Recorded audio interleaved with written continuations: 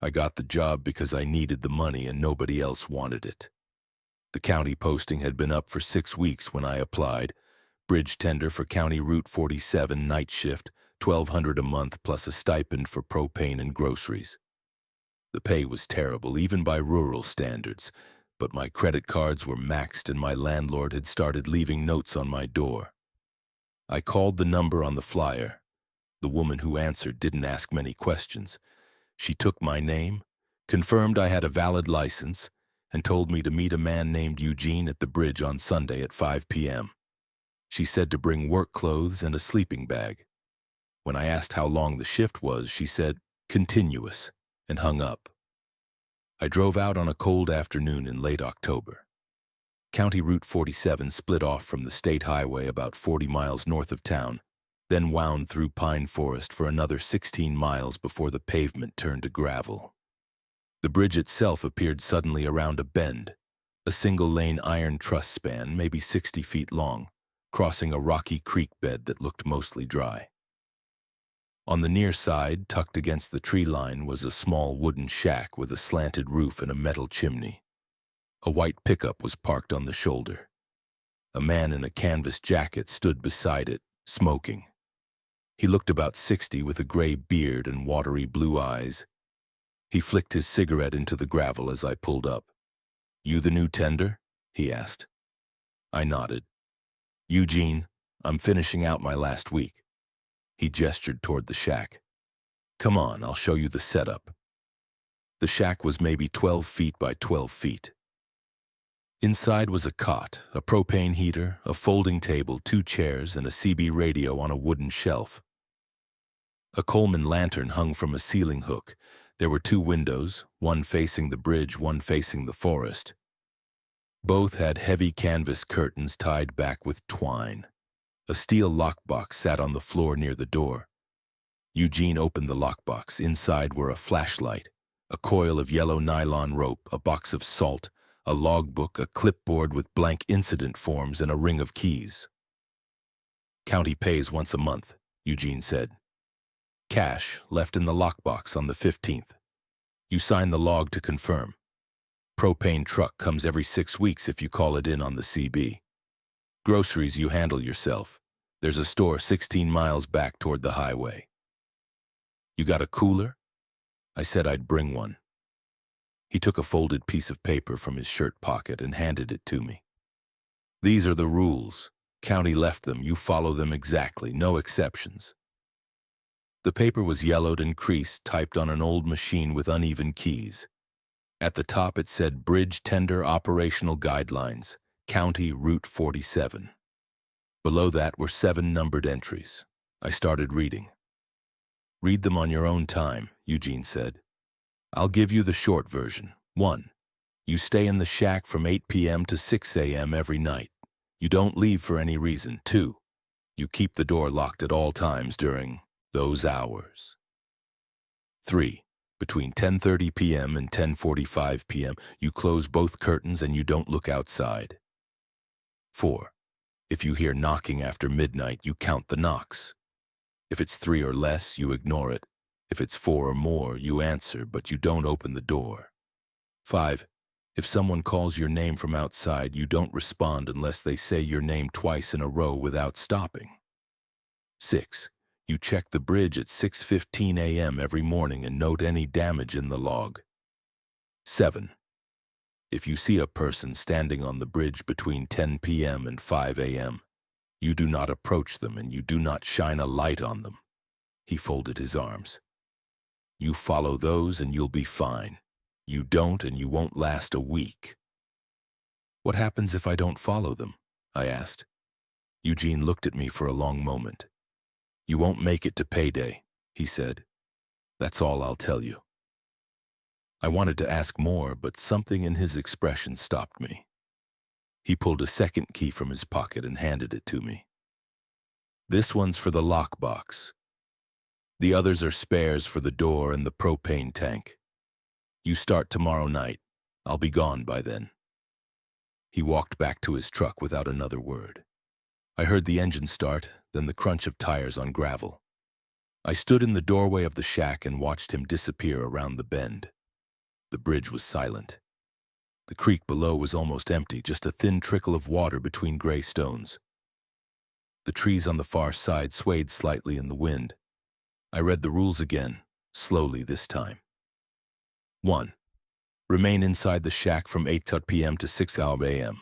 Do not exit for any reason. 2.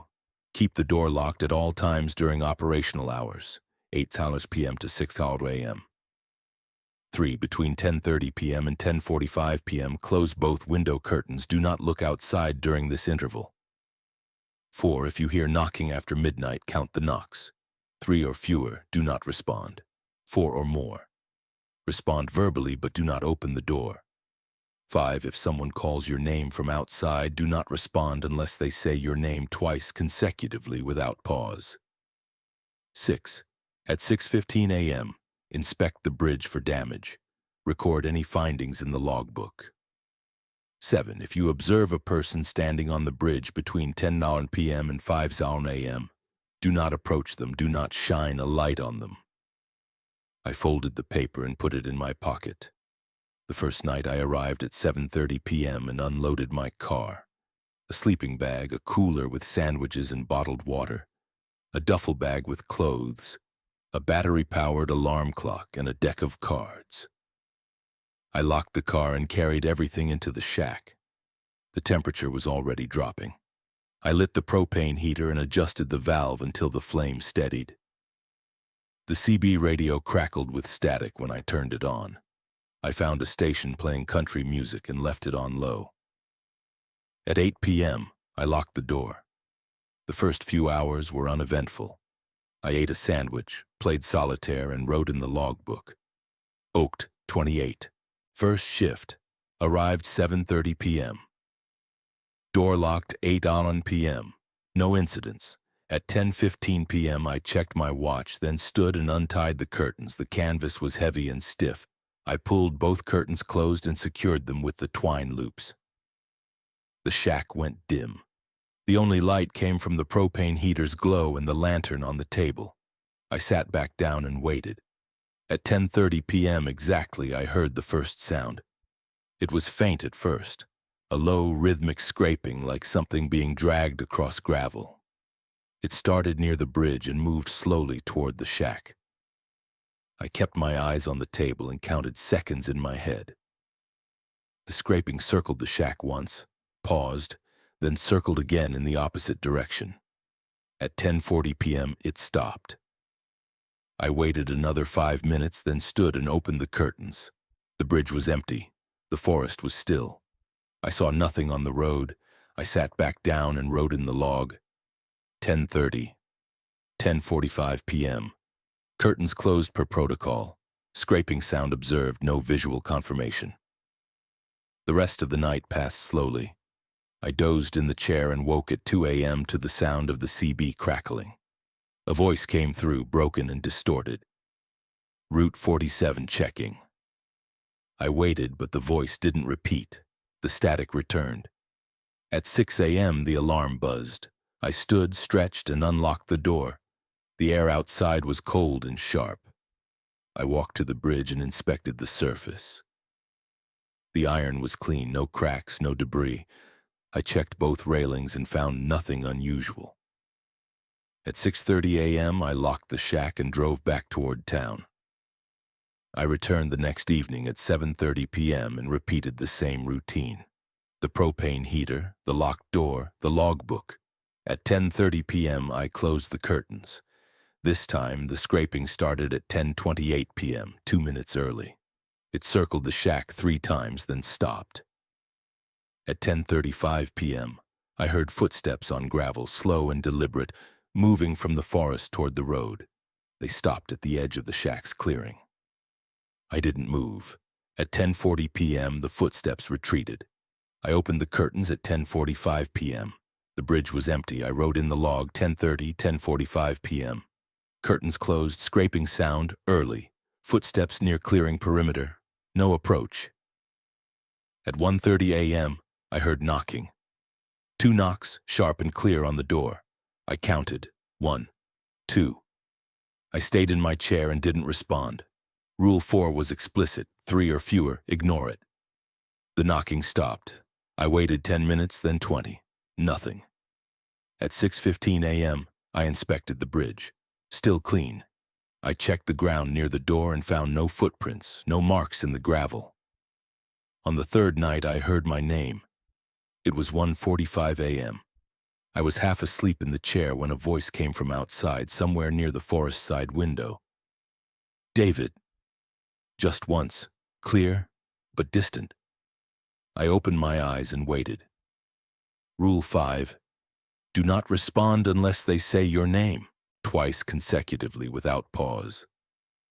Silence. I stayed still. My heart was pounding, but I kept my breathing steady. The voice didn't repeat. After 5 minutes, I stood and checked the curtains. Both were still tied. I sat back down and waited until dawn. At 6:15 a.m., the bridge was undamaged.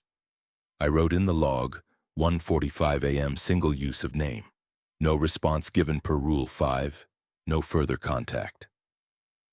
On the fourth night, the knocking came again. This time it was 12:30 a.m. 4 knocks, evenly spaced.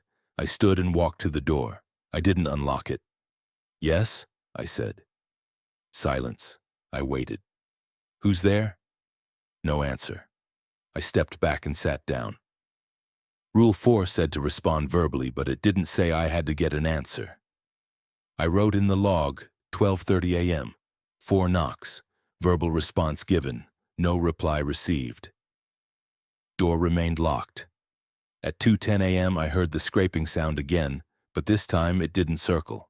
It moved in a straight line from the bridge to the shack's door, then stopped. I heard something brush against the wood, a soft sliding sound like fabric or fur. It lasted 30 seconds, then stopped. I didn't move until 6 a.m. On the 5th night, I saw the person on the bridge. It was 11:40 p.m. I had just finished eating and was walking back to the table when I glanced out the bridge side window. A figure stood in the center of the span, perfectly still, facing the shack. I froze. Rule 7. Do not approach them. Do not shine a light on them. The figure was tall and thin, wearing what looked like a long coat or cloak. I couldn't make out any details in the dark. They didn't move. I stood at the window and watched for 30 seconds, then forced myself to sit down and look away. I checked my watch. 11:42 p.m. I waited 5 minutes, then looked again. The figure was still there in the exact same position. I turned off the lantern. The shack went dark except for the heater's glow. I sat in the chair and kept my eyes on the table. At midnight, I heard a single knock on the door, very soft. I didn't respond. At 12:15 a.m., I stood and looked out the window again. The bridge was empty. I wrote in the log, 11:40 p.m. to 12:15 a.m. Approx. Single figure observed on bridge. No approach made, no light used. Figure departed by 12:15 a.m. 1 knock at midnight, not answered per Rule 4. At 6:15 a.m., I inspected the bridge. There were no footprints, no marks. The iron was cold and clean. On the 6th night, I heard my name again.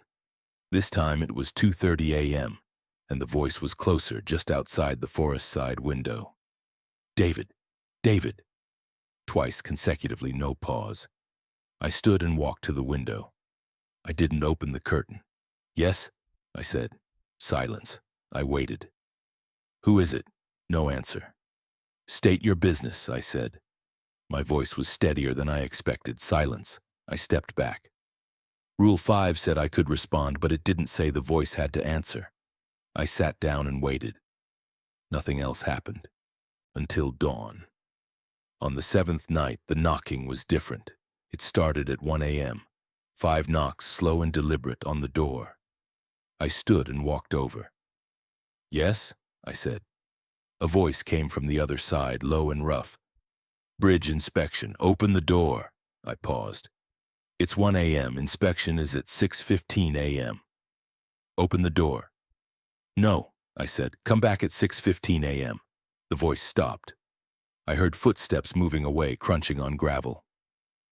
They faded into the distance. I wrote in the log 1:00 a.m.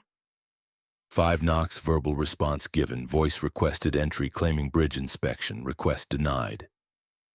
Inspection time is 6:15 a.m. per Rule 6. Voice departed. At 6:15 a.m. the bridge was undamaged. I checked the logbook and saw that Eugene had recorded similar incidents. Voice claiming inspection, denied. Voice claiming delivery, denied. Voice claiming county supervisor, denied. On the 8th night I heard the scraping sound during the closed curtain interval.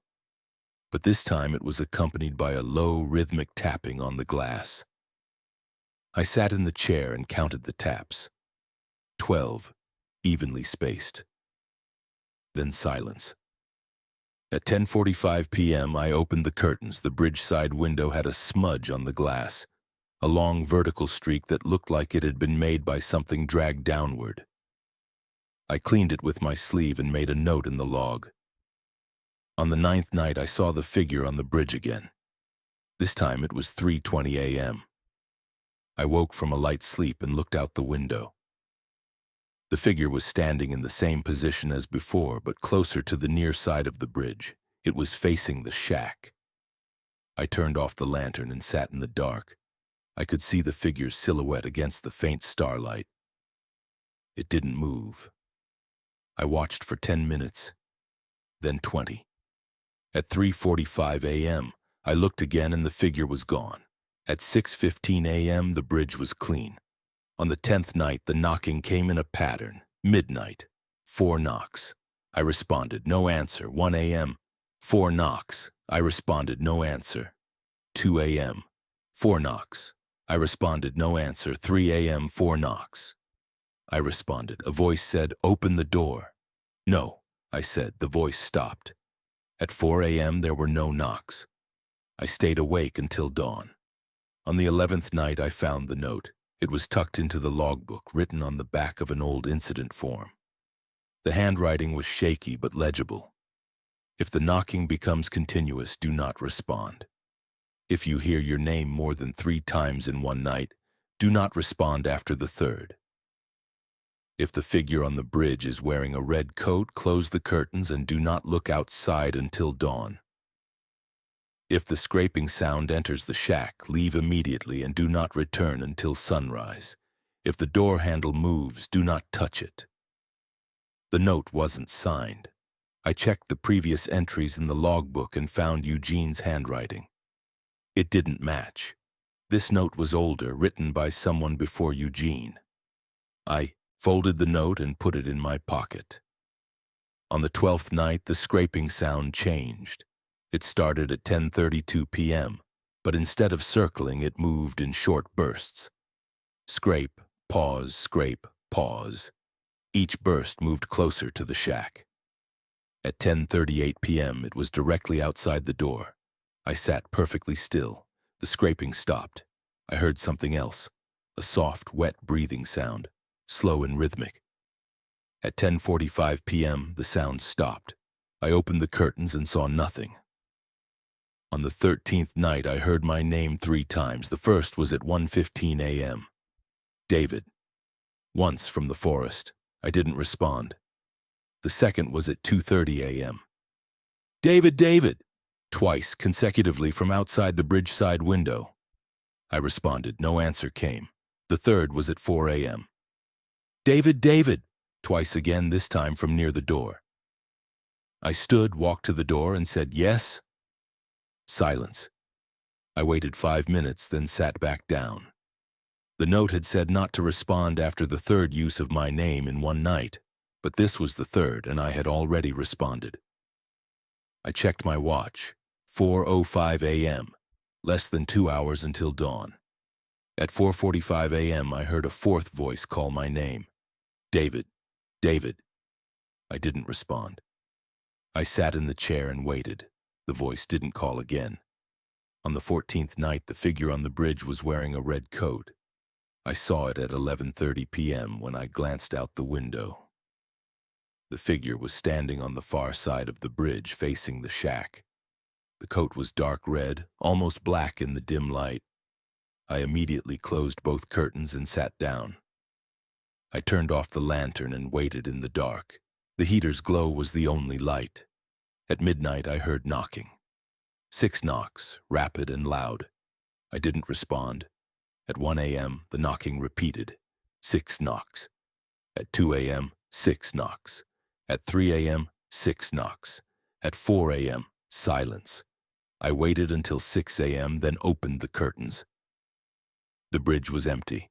At 6:15 a.m., I inspected the surface and found a single scratch on the iron near the center of the span. It was fresh, about 6 inches long, and looked like it had been made by something sharp dragged across the metal. I wrote in the log, 11:30 p.m. Figure on bridge wearing red coat. Curtains closed immediately per supplemental note. 6 knocks at midnight, 1 a.m., 2 knocks a.m., 3 knocks a.m. No response given. Scratch found on bridge surface at 6:15 a.m., 6 inches long, fresh. On the 15th night, the county left the cash in the lockbox. I found it at noon when I arrived early to check the propane level. $1,200 in 20s wrapped in a rubber band. There was a slip of paper with it. Oaks T. 15. 1 month. Signed, County Route 47 Maintenance.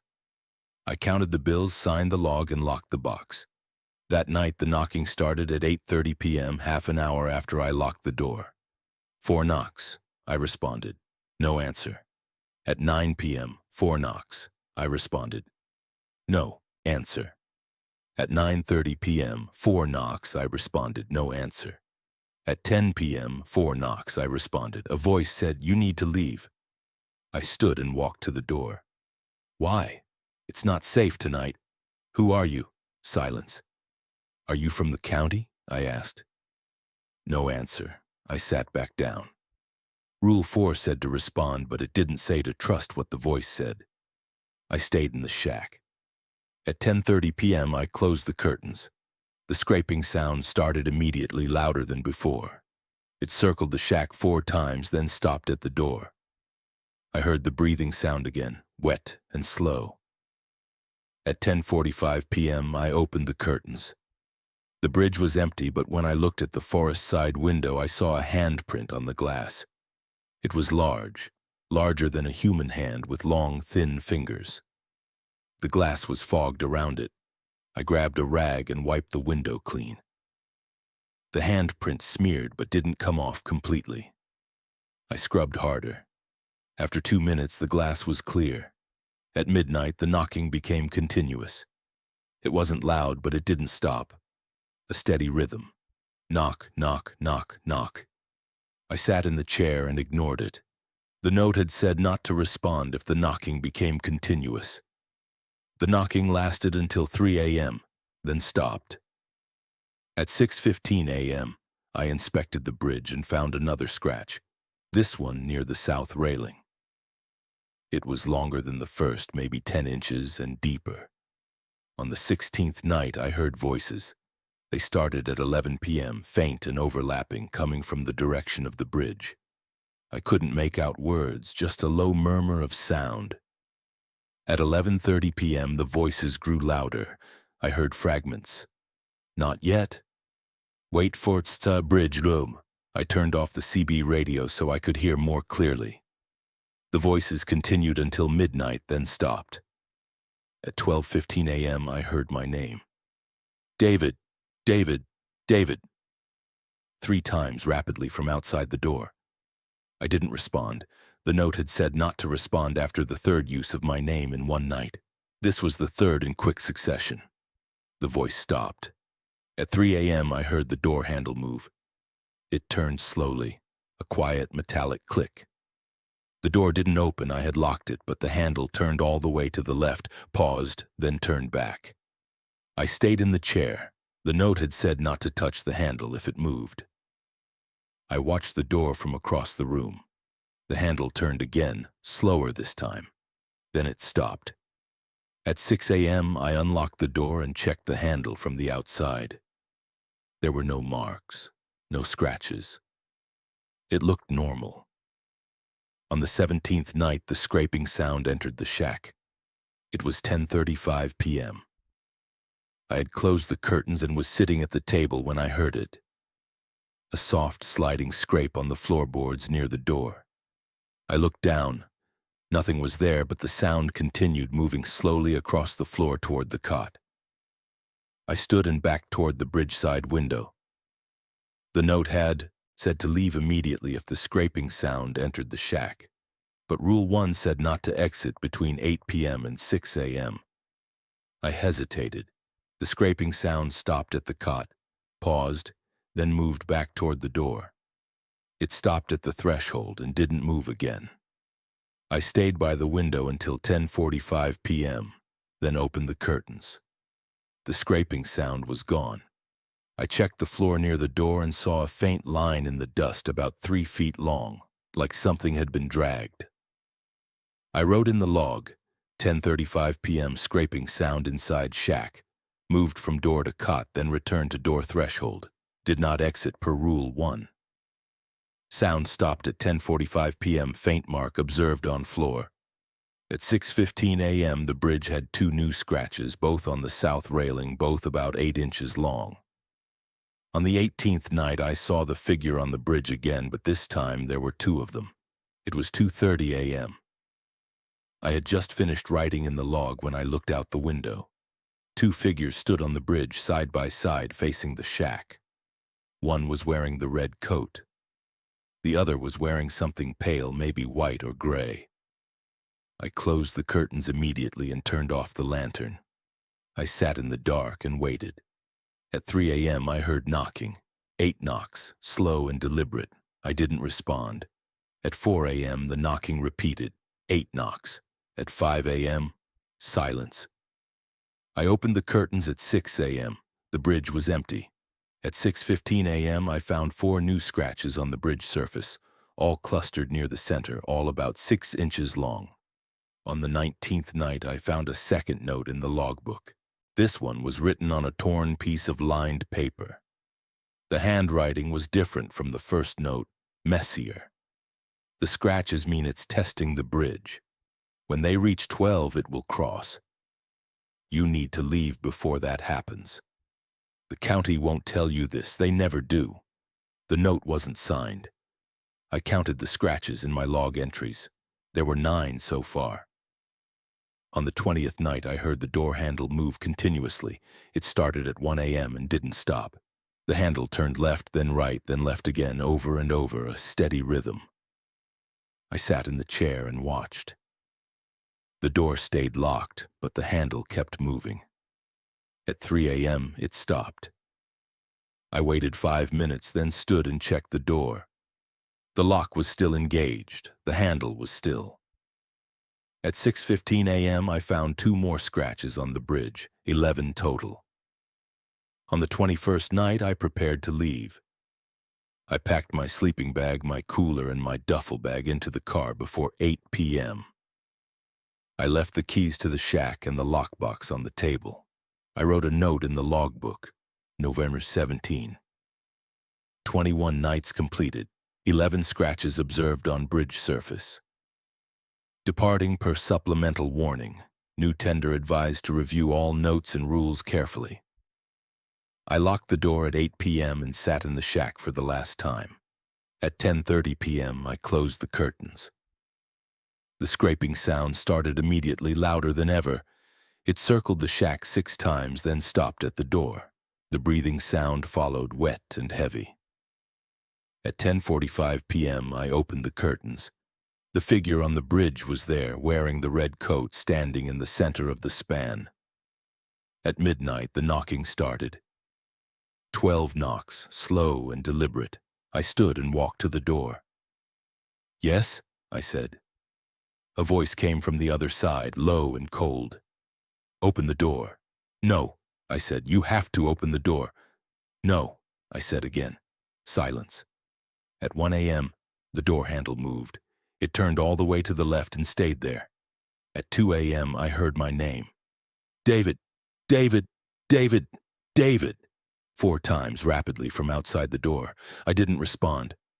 At 3 a.m., the scraping sound entered the shack again. It moved across the floor toward the table, then stopped. I heard the breathing sound, close now, maybe 3 feet away. I stayed in the chair and didn't move. At 4 a.m., everything stopped. The scraping, the breathing, the door handle. Silence. At 5 a.m., I heard a single knock on the door. Very soft. I didn't respond. At 6 a.m., I unlocked the door and stepped outside. The air was cold and still. I walked to the bridge and inspected the surface. There were 12 scratches now. The newest one was near the north railing, about 10 inches long and deep enough that I could see bare metal underneath the rust. I got in my car and drove back toward town. A week later, I saw a new posting for the bridge tender job. The pay was $1,500 a month now. I didn't call. 3 weeks. After that, I drove out to the bridge during the day. The shack was still there, but the door was open and the lockbox was gone. I looked inside. The logbook was on the table, open to the last page. Someone had written a new entry, November 18, first shift. Arrived 7:30 p.m., door locked 8:00 p.m., 12 scratches observed on bridge at 6:15 a.m. No incidents. I closed the logbook and left. I don't know if the new tender is still there. I don't know if they followed the rules. I don't know if 12 scratches was the limit or just the beginning. I kept the 2 notes I found in the logbook. I keep them in my wallet. Sometimes I take them out and read them just to remind myself that I made the right choice. The county called me once, 2 months after I left. The woman on the phone asked if I was still interested in the bridge tender position. I said no. She said the pay was up to $2,000 a month now. I said no again and hung up. I got a new job in town, working nights at a gas station. The pay is worse, but the rules are simple. Show up on time, count the register, lock the door at closing.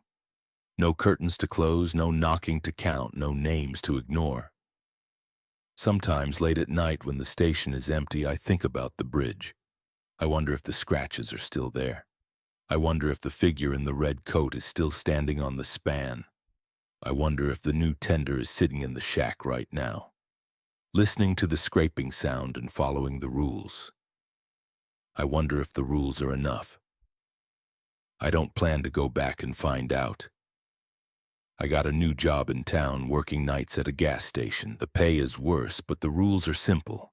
Show up on time, count the register, lock the door at closing. No curtains to close, no knocking to count, no names to ignore. Sometimes late at night when the station is empty, I think about the bridge. I wonder if the scratches are still there. I wonder if the figure in the red coat is still standing on the span. I wonder if the new tender is sitting in the shack right now, listening to the scraping sound and following the rules.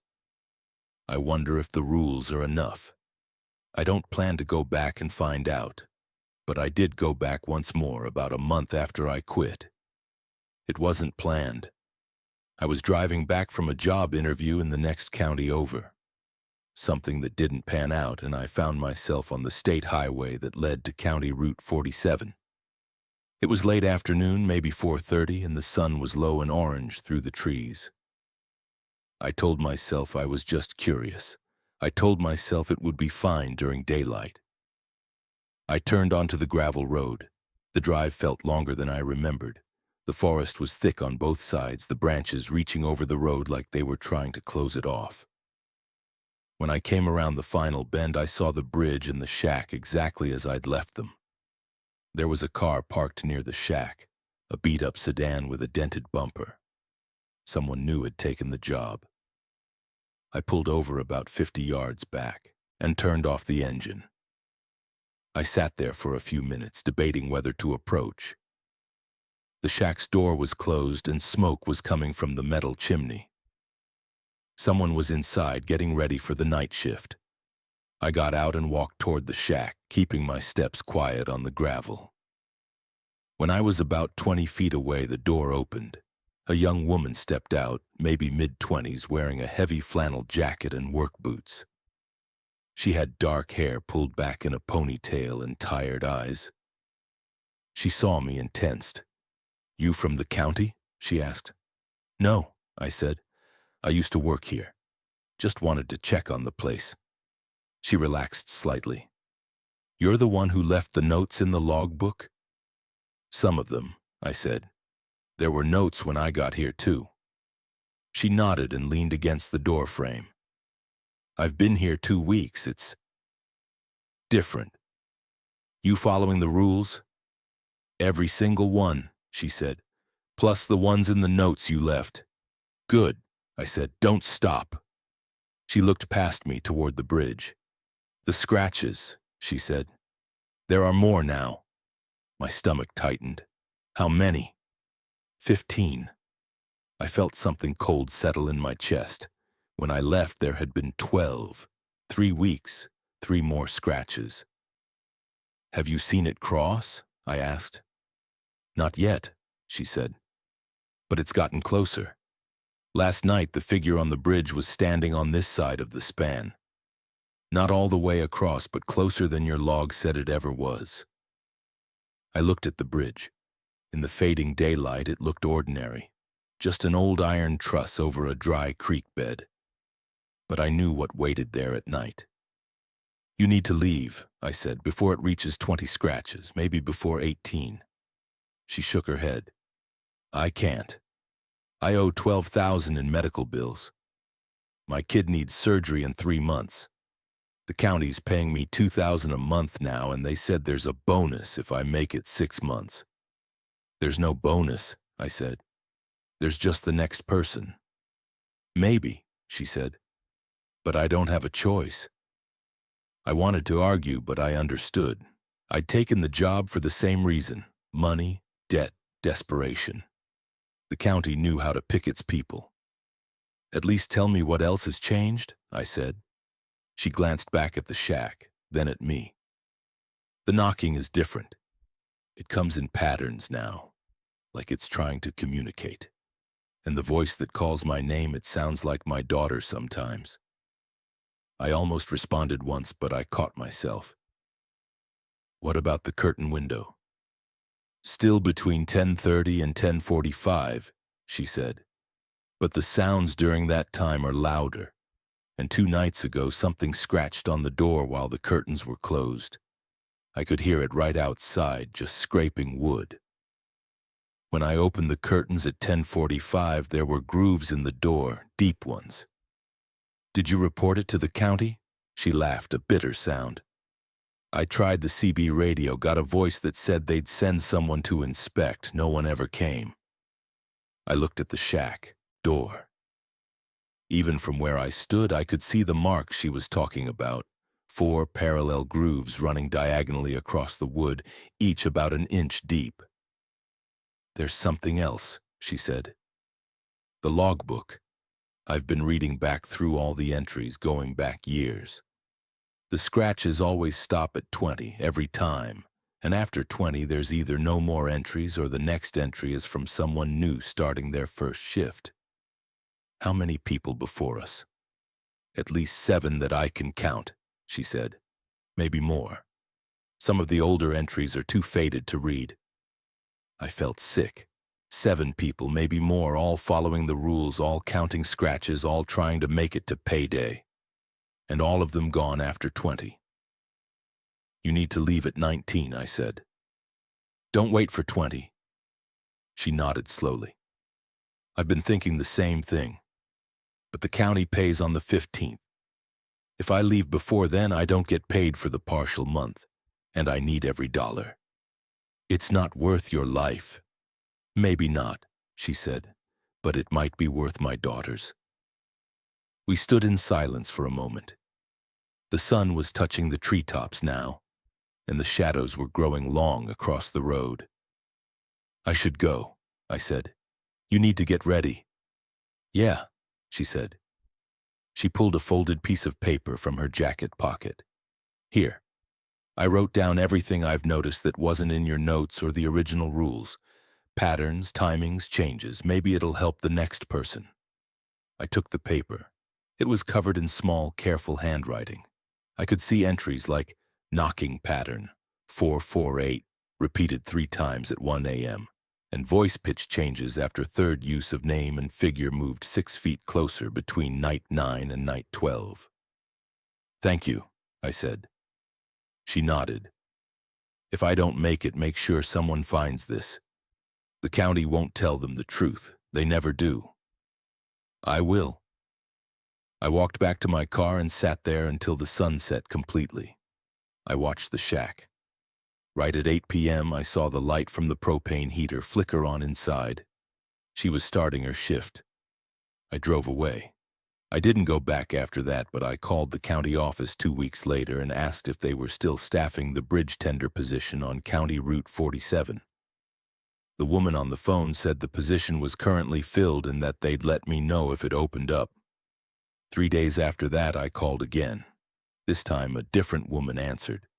She said the position had just become available and asked if I was interested. I said no and hung up. I still have the paper the woman gave me. I've read it dozens of times.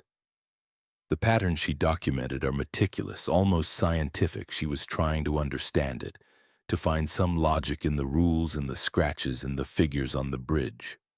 The last entry on the paper says night 14, 17 scratches total. Figure on bridge now stands 10 feet from shack side edge. Voice at door used daughter's exact phrasing. "Mama, I'm cold." Did not respond. Door handle turned for 2 hours straight. "If I make it to payday, I'm leaving at 19 scratches. Will update log for next person. I don't know if she made it to 19. I don't know if she left or if she stayed. I don't know if she's still there, following the rules, counting scratches, waiting for dawn. But I think about her sometimes late at night when I'm alone at the gas station. I think about her daughter and the medical bills and the choice she had to make. I think about the county and their carefully worded job postings and the way they never quite tell you the truth. I think about the rules. The original 7 rules were simple, clear, testable, but they weren't enough. The notes I found added more, and the notes I left added more after that, and the woman's paper added even more. Each person who worked that bridge learned something new, added something to the system, tried to make the rules more complete. But the scratches kept coming. The figures kept appearing. The voices kept calling names. And every few weeks the position opened up again. I've thought about sending the woman's notes to the county, demanding they put them in the shack for the next person. But I know they won't. They want people who are desperate enough to take the job but not informed enough to refuse it. They want people who will follow the rules exactly, who will count the scratches and write in the log and believe that compliance equals safety. They want people who won't leave at 19. Last week I saw a posting for a different job. Night watchman for a county fire tower 80 miles north. The pay was good and the posting had been up for 2 months. At the bottom in small print it said, "Operational guidelines provided on first shift." I threw the flyer away. I know how these jobs work now. I know what the county doesn't tell you. I know that some places have rules for a reason, and that the reason is never explained until it's too late. I know that 12 scratches means something, even if I don't know what. I know that I heard my name called from outside the shack, and that I followed the rules, and that I left before whatever was testing the bridge decided to cross. I know that I'm lucky, and I know that somewhere right now someone else is sitting in that shack with the curtains closed, counting knocks and scratches, following the rules exactly and hoping that the rules are enough to keep them safe until dawn. I hope they're right, but I don't think they are.